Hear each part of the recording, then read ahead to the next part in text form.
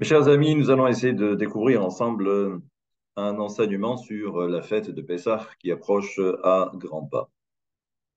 On va essayer de rentrer d'abord dans ce que l'on pourrait appeler les grandes généralités concernant la fête de Pessah.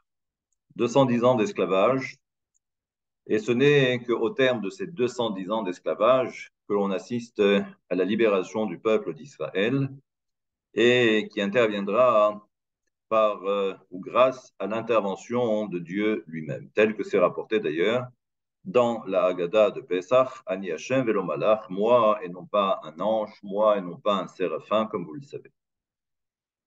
Maintenant, nous savons que on assiste en fait en Égypte même à la création du peuple d'Israël.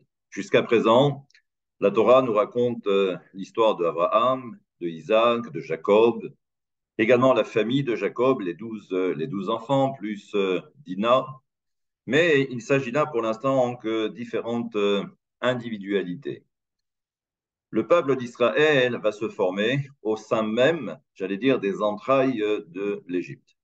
Nous savons également que l'Égypte représente ce que l'on pourrait appeler, d'après le Zohar, d'après la mystique, d'après la chassidoute, nous savons que c'est ce qui représente eh bien, les forces du mal par excellence.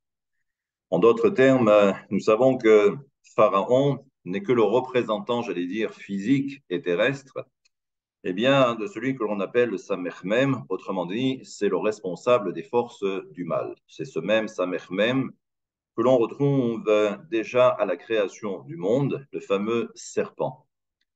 Donc, nous voyons qu'il est présent chaque fois qu'il y a de grands événements, il est là justement pour mettre son petit grain de sel, voire même plus. Maintenant, nous savons que dès l'instant où le peuple d'Israël est en formation, il va y avoir en quelque sorte une accusation dans le ciel. C'est-à-dire que même après la sortie d'Égypte, où le peuple d'Israël n'avait pas grand-chose à son actif pour, j'allais dire, favoriser ou solliciter, ou susciter plus exactement cette sortie d'Égypte, si ce n'est l'intervention, j'allais dire, généreuse de Dieu. C'est cette notion de chesed. Maintenant, pour bien comprendre, nous savons que déjà à l'origine, cette population, ce peuple qui est en formation, trouve déjà son premier écho déjà à l'époque de Adam Arishon. Nous savons que Adam Arishon, après avoir transgressé, va se retrouver tout seul et c'est là où justement il va donner libre cours à ses instincts. Ce sont des neshamot malheureusement perdus et il va falloir ensuite réparer, tout en sachant que là aussi, puisque l'on fait référence à toutes ces souillures, cela fait référence au niveau du da'at. Le da'at, et là, le da'at, on peut toujours essayer de trouver une véritable définition du da'at. C'est le savoir, c'est la connaissance, c'est la conscience, c'est la connexion, comme on va le voir dans quelques instants. Mais toujours est-il, nous savons donc que lorsqu'il y a ces pertes séminales, c'est associé donc à cette notion de da'at. D'ailleurs, la relation physique entre un homme et une femme, ou même au niveau de Adam Arishon, la Torah nous dit que Vaeda et Hava Ishto, que Adam Arishon a connu sa femme et on sait très bien ce que cela implique. Maintenant, on va voir que toutes ces neshamot, toutes ces âmes qui malheureusement ont été souillées, vont se retrouver réincarnées dans une autre génération qu'on va appeler la génération du déluge. On va retrouver également cette génération à ce qu'on a appelé Dor Apalaga, la tour de Babel, également une certaine partie à l'époque de la ville de Sodome et Gomorre, et ensuite on va les retrouver à l'époque en Égypte, esclaves chez Pharaon. Maintenant, il va falloir réparer justement toutes ces neshamot, et on va voir que le seul qui soit en capacité de réparer toutes ces neshamot, c'est Moshe Rabbeinu. Et nous savons que Moshe Rabbeinu, Dieu aussi, son origine spirituelle provient justement de ce que l'on pourrait appeler le Da'at. Sans toutefois rentrer j'allais dire, dans le détail, mais on va dire que c'est le Da'at. D'ailleurs, par la suite, cette génération, on s'appellera également, ou sera nommée Dordea, la génération du Da'at, de la connaissance, de la conscience. Et donc, on comprend que il y a un enjeu capital. Maintenant, là aussi, il y a cet enseignement que l'on peut retrouver également dans la Chassidoute, que ce soit la Chassidoute Breslev, que ce soit dans la Chassidoute Chabad, où nous savons que Mitzraïm signifie Metzar. Metzar en hébreu, c'est ce qui est étroit. Et d'ailleurs aussi, on va voir que dans les enseignements de Rabbi Nachman, de Rabbeinu, on nous dit que à l'époque où le peuple d'Israël est en Égypte, eh bien, le Da'at était en exil. Et là aussi, il va falloir peut-être essayer de comprendre c'est quoi cette notion de Da'at qui est en exil et c'est quoi également cette notion d'étroitesse. Pour comprendre, le Rav Pinkus, Zichrono Livracha, nous fait remarquer qu'au niveau du corps humain, il y a, j'allais dire, il y a trois endroits particuliers. Il y a tout d'abord la tête. Ensuite, il y a également tout le corps. Et entre les deux, il y a ce qu'on va appeler le garon, c'est-à-dire la gorge et la nuque. Et là, ce que l'on peut remarquer, justement, c'est que la tête est certainement beaucoup plus large que le cou, et là encore aussi par rapport au corps. Donc, on s'aperçoit qu'il y a cet endroit, donc on appelle le garon, où justement c'est un endroit qui est étroit. Et à partir de là, on commence à comprendre que lorsque la Chassidoute nous enseigne que Mitzrayim, c'est la notion de Metzar, c'est justement parce que c'est par rapport à cet endroit, pas directement au niveau du Garonne, mais au niveau du Oref, au niveau de la nuque. Et nous savons que Oref, qui veut dire la nuque, c'est également les mêmes lettres que Paro. Paro, c'est Ha-Oref, c'est la nuque. Comme si, en fin de compte, pendant toute cette période, qu'est-ce que va faire Pharaon? Il sait pertinemment qu'il y a un enjeu capital, c'est que le peuple d'Israël est en formation. Donc, qu'est-ce que fait Pharaon? Eh bien, à ce moment-là, il va en quelque sorte étrangler le peuple d'Israël pour ne pas que le peuple d'Israël puisse s'exprimer, parce qu'on le comprendra un peu plus tard. Et comme d'ailleurs le souligne le Rav Pinkus, nous savons que au niveau du cerveau, il y a deux parties essentielles. Il y a ce qu'on va appeler Chokhmah et il y a également ce qu'on va appeler Bina. Chokhmah, c'est la connaissance, c'est la sagesse. Et ensuite, nous avons Bina qui représente le discernement. Pour bien comprendre la distinction, c'est bien d'avoir des connaissances, mais il faut que ces connaissances soient adaptées au moment opportun.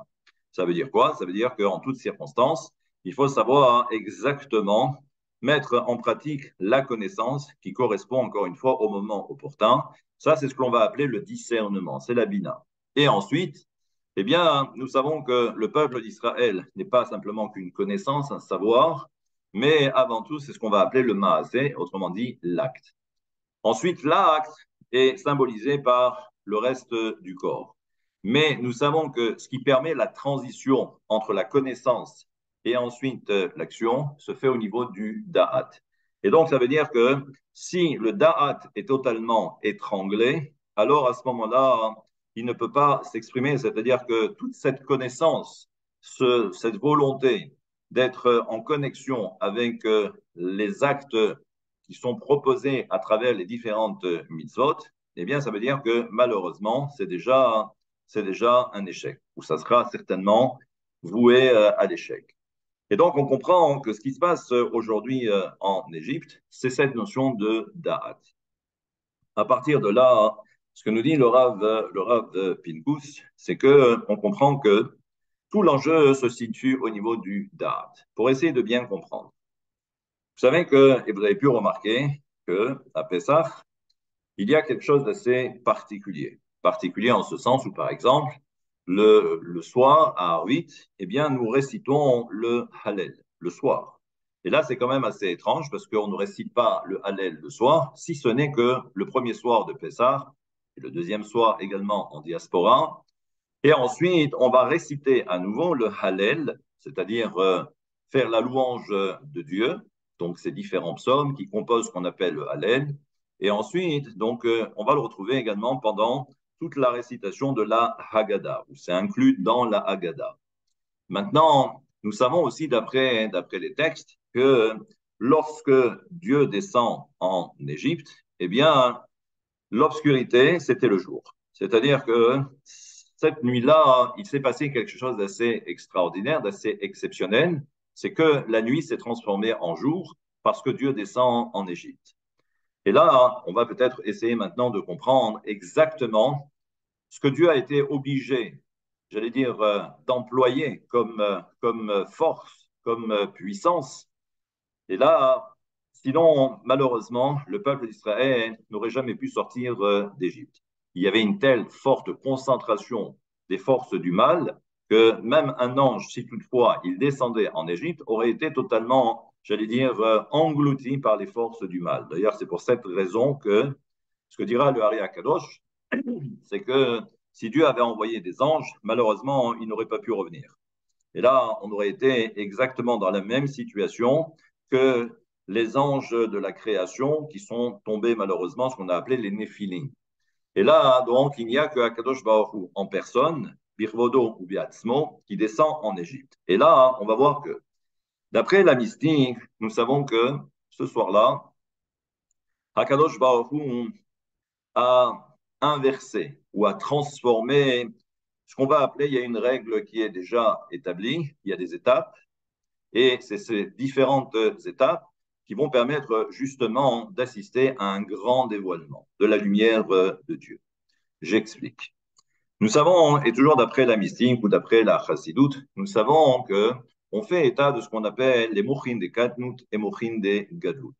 Mochin des katnout, c'est ce que l'on pourra appeler les petits intellects, et mochin des gadlout, c'est ce que l'on pourra appeler les grands intellects. Maintenant, à vous à comprendre que lorsque l'on parle des petits intellects, on parle ici d'une lumière qui est, on va dire, faible. Et d'ailleurs, c'est pourquoi on verra que dans la mystique, eh bien, ce qu'on appelle Mochin Dekat, c'est ce qu'on va appeler tout ce qui s'apparente à Elohim. Elohim écrit de différentes façons. Et d'ailleurs, pour s'en rappeler, ce sont les initiales de Yéhé. C'est-à-dire que l'on va écrire Elohim avec soit la lettre Yud en plein, soit la lettre He en plein, soit la lettre Aleph en plein. Mais ça, on laisse de côté. Et ensuite, nous savons que l'on assiste à un plus grand dévoilement qu'on va appeler la gadout, les grands intellects. Là, il ne s'agit plus de Elohim, mais il s'agit de Yudke Vavke. Donc, Yudke Vavke, c'est le tétragramme, et on comprend là qu'il s'agit d'une plus grande lumière. Mais ce que l'on apprend à Pessah, c'est que il y a également ce qu'on va appeler Mochin de Katnout 2, et également ce qu'on appelle Mochin Gadout des Mochin, également 2. C'est-à-dire qu'on passe à un niveau supérieur. Bon, pour les puristes, on sait que lorsqu'on est dans Mochin de Katnout Aleph et Mochin de Gadout Aleph, c'est-à-dire eh bien, cette première étape où nous avons et où nous assistons à un dévoilement de lumière, certes, mais ça correspond à ce que l'on va appeler, au niveau mystique, c'est ce qu'on va appeler Tevuna et Israël Saba. Ce sont les séphirotes inférieures de ce qu'on va appeler Chochma et Bina. On ne rentre pas trop dans le détail, mais pour les connaisseurs. Et ensuite, nous avons eh bien, un autre dévoilement, et ça, on passe en phase 2. Et là, on comprend maintenant qu'on est dans ce qu'on va appeler Bina Illaha et ce qu'on va appeler Chochma Illaha. Et là, on est à un niveau supérieur. Maintenant, il faut savoir que ces différents dévoilements, c'est quelque chose que l'on va voir apparaître, j'allais dire, en différentes circonstances. Ça dépend des occasions. Lorsque on fait, par exemple, l'office le matin, c'est justement les différentes étapes. C'est pour ça que dans la Tefila, on parle des 4 mondes, et ensuite on arrive au schéma Israël, ensuite on arrive à la Hamida, la Chazara, la répétition de la Hamida, également Nefilat Apayim, où ce sont différentes étapes, justement pour arriver à dévoiler eh bien, ces différentes lumières. Maintenant, on va voir également que chaque fête correspond à un de ces dévoilements. C'est pourquoi, si vous remarquerez que Rosh Hashanah et Kippour ne rentrent pas dans l'histoire. C'est-à-dire que ce n'est pas lié à un événement historique, c'est Dieu. C'est-à-dire que c'est Dieu qui l'a programmé, c'est écrit comme cela dans la Torah et on doit respecter. Maintenant, il y a ce qu'on appelle les Shalosh Regalim. Il y a la fête de Pessah, les fêtes de pèlerinage. Il y a Pessah, il y a Shavuot, il y a Sukkot. Ce sont 3 fêtes qui sont liées par rapport, je vais dire, à une période historique. Et on comprend également que chaque fête ou chaque nom de fête correspond à un différent dévoilement de Dieu. D'ailleurs, c'est ce dévoilement de Dieu qui va donner naissance à l'origine de chaque fête. Et là, on comprend donc que, en fait, tout ce qui se passe au niveau des Chagim, au niveau des fêtes, au niveau des Yamim, Noraïm, également cette période austère entre Rosh Hashanah et Kippour, eh bien tout ça, ce sont différents dévoilements de Dieu. Mais le soir de Pessah, il s'est passé quelque chose d'assez exceptionnel. C'est que ce que nous dit le Hari Akadosh, c'est que pour l'instant, le peuple d'Israël est étranglé. C'est-à-dire que le peuple d'Israël ne peut pas s'exprimer. Parce que Paro, justement, est là et empêche le peuple d'Israël, encore une fois, de pouvoir s'exprimer. Et alors, qu'est-ce que va faire Akadosh Baruch Hu? C'est que, comme il est dit dans le Shir HaShidim, que Akadosh Baruch Hu, il est Medaleg Haleharim, que Akadosh Baruch Hu, il va sauter en quelque sorte les montagnes. Mais là, qu'est-ce que ça veut dire sauter au-dessus des montagnes? Nous savons, et ça c'est un enseignement également qui est rapporté par le Rav Pinkus, il nous dit que chaque fois qu'il y a cette notion de médalek, c'est une kfitsa, c'est-à-dire que c'est un saut. Sauter, ça veut dire que c'est-à-dire que on va aller à une étape qui normalement n'aurait pas dû être la nôtre. C'est-à-dire que l'on a pressé le temps pour arriver à un endroit qui normalement aurait dû prendre un certain temps. Mais là, on voit qu'on est obligé parce qu'il y a une exigence, il y a une urgence. Nous sommes à la 49e porte d'impureté. Si on atteint la 50e porte d'impureté, eh bien, malheureusement, le peuple d'Israël ne sortirait plus jamais d'Égypte. Donc, c'est pourquoi Akadosh Baruch Hu va faire preuve de célérité, c'est-à-dire qu'il y a l'empressement, Akadosh Baruch Hu doit intervenir. Maintenant, nous savons aussi que si Akadosh Baruch Hu avait respecter l'ordre établi tel que normalement c'est programmé dans la création, c'est-à-dire on prend normalement Mochin des Katnout 1, Mochin des Gadlout 1, et ensuite on passe à l'étape suivante. Mais là, il y a danger. Et là, c'est ce que nous dit le Hari Akadosh, c'est que si Akadosh Baruch Hu avait respecté cet ordre, Mochin des Katnout Aleph et Mochin des Gadout Aleph auraient été totalement absorbés par les forces du mal. C'est-à-dire que même si on avait envoyé cette petite lumière simplement pour amorcer la sortie d'Égypte, malheureusement, cela n'aurait servi strictement à rien. Et donc, c'est pour cette raison que Akadosh Baruch Hu va inverser. On comprend maintenant la notion de Médaleg, que Akadosh Baruch Hu va être obligé de sauter au-dessus des montagnes, comme pour dire qu'il y a urgence, donc on ne va pas respecter l'ordre établi. Et c'est pourquoi, donc, on apprend que ce soir-là, qu'est-ce que fait Akadosh Baruch Hu? Il change l'ordre. Il envoie directement les grandes lumières et après les petites lumières. Et ce n'est que de cette façon que on va totalement, j'allais dire, aveugler les forces du mal et également pour que, Pharaon, j'allais dire, permette au peuple d'Israël maintenant de s'exprimer. Et c'est comme ça donc que on va assister à la sortie d'Égypte.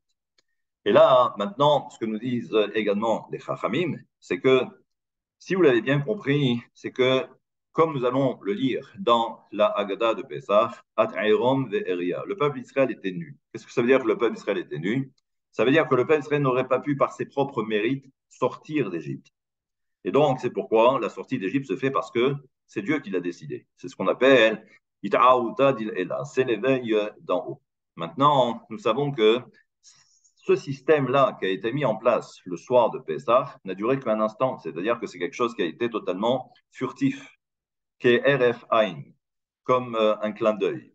Et là, on comprend maintenant que tout le principe, ça va être que le peuple d'Israël puisse arriver à susciter le dévoilement de ces grandes lumières, mais par ses propres moyens. D'ailleurs, c'est pourquoi j'en profite pour vous dire que tout le système va se remettre en place et maintenant, c'est l'homme qui va devoir intervenir. D'où l'apparition de la période du Homer. Et la période du Homer, c'est un décompte. Et là, on comprend maintenant que au moment, le soir de Pessah, on n'a pas respecté l'ordre. Là, maintenant, les choses vont se faire totalement graduellement pendant 49 jours pour arriver à Shavuot. Et à Shavuot, comme vous le savez, Shavuot, ce n'est que l'écho du premier soir de Pessah, mais à la différence, c'est que lorsque l'on va arriver à Shavuot, et cette lumière qui va se dévoiler à Shavuot, c'est une lumière qui aurait été suscitée directement par l'homme. Et là, on comprend donc qu'à ce moment-là, donc le soir de Pessah, il s'est passé quelque chose d'extraordinaire. Et c'est pour cette raison que l'on va réciter le Hallel, comme si en fin de compte, le soir même de Pessah, c'était le jour. Parce que cette lumière qui est tellement grande, normalement, elle ne peut se dévoiler que le jour. elle ne peut pas se dévoiler la nuit. La nuit, encore une fois, c'est le domaine des forces du mal. Et donc, là aussi, la lumière se raréfie, elle diminue, parce qu'on ne veut surtout pas que les forces du mal puissent s'accaparer de ces différentes lumières. Donc, on donne également aux forces du mal le soir une toute petite partie d'énergie, simplement pour leur permettre d'exister. Mais le soir de Pessah, cette lumière était tellement grande que c'était le jour, comme si en fin de compte, on était en plein jour et donc on pouvait se permettre ensuite de faire le Hallel et remercier Akadosh Baruch. Eh bien, déjà, ça nous permet de comprendre que tout ce système, tout ce que l'on vient de voir maintenant, ce principe des mouchines de Katnout ou mouchines de Gadlout, et comme vous l'aurez compris, la notion de mouchin, moar, c'est le cerveau, on fait référence également, également aux trois séphirot que l'on appelle Chochma, Bina et Da'at. Pour préciser, il y a Chochma, Bina et Da'at de Bina, et il y a Chochma, Bina et Da'at également de Abba. Et ensuite, on s'aperçoit que chacun va dévoiler quelque chose. Et c'est pourquoi, donc, déjà le soir de Pessah, pendant la Haggadah, eh bien, c'est pourquoi nous allons avoir droit à quoi? Eh bien, d'un côté, les trois matzot, et de l'autre côté, eh bien, les quatre coupes de vin. Vous allez dire, il y a trois, il y a quatre. Je vous rappelle simplement que la matzah du milieu doit être coupée en deux. C'est comme si, en fait, on avait quatre parties. Les quatre parties, et je ne rentrerai pas plus dans le détail, c'est que la matzah fait référence à Chochma, des mouchines de Chochma, et le vin représente Bina, c'est le din. De toute façon, Bina, nous savons que c'est din. Vous savez également qu'il y a Chochma, Bina et il y a Da'at. Mais dans Da'at, dans le Da'at, dans cette séphira, il y a également deux autres éléments qui composent le Da'at, c'est ce qu'on appelle les Chassadim et les Gevurot. Et donc, on comprend qu'en fait, ce n'est pas trois, mais c'est quatre. Et ça veut dire donc que nous avons quatre du côté de Chochma et nous avons quatre du côté de Bina. Et on va voir que tout ce qui va être agencé, tout ce qui va être, j'allais dire, organisé autour de ce CEDER, c'est justement pour récupérer et faire descendre toutes ces lumières. Et ça, c'est quand même quelque chose d'assez extraordinaire, parce que chaque année, eh bien, il faut le savoir, c'est bis repetita, c'est-à-dire que on va se retrouver exactement dans la même situation que nos ancêtres, parce que c'est la même lumière, c'est exactement les mêmes circonstances, et il faut que l'on soit en adéquation avec ce qui se passe également au niveau des mondes supérieurs. Voilà quelques explications concernant la fête de Pessah. En tous les cas, Chag Sameach, de bonnes fêtes de Pessah, Kasher et Sameach, et